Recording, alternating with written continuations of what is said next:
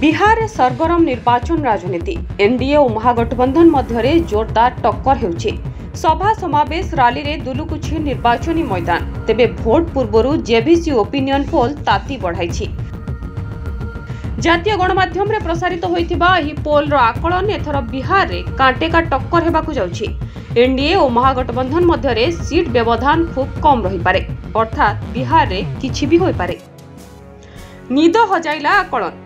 JVC opinion poll अनुसार 120 रु 140 T मध्य seat जीति पारे एनडीए। सेहीपरि महागठबंधन को 93 रु 112 टी सीट मिली पारे, अर्थात दुई प्रमुख मेंट मध्य व्यवधान खूब कम रहिबा संभावना रही। एनडीए रे बीजेपी को 70 रु 81 टी सीट मिली पारे, जेडीयू को 42 रु 48 टी सीट, एलजेपी को 5 रु 7, हाम को 2 टी और आरएलएम को 1 रु 2 टी सीट मिली पारे।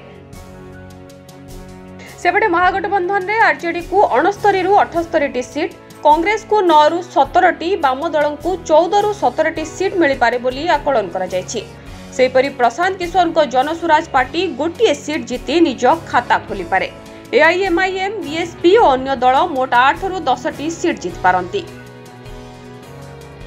भोट शेयर रे एई दल आगरे। एनडीए और महागठबंधन मध्य प्रतिद्वंदिता जोरदार होई पारे बोली आकलन करा जायछि। तेबे भोट प्रतिशत रे आगरे रही पारे एनडीए। मेंटो को 41 रु 43% भोट मिलिबा संभावना रहिथिबा बेले महागठबंधन को 39 रु 41% भोट मिली पारे।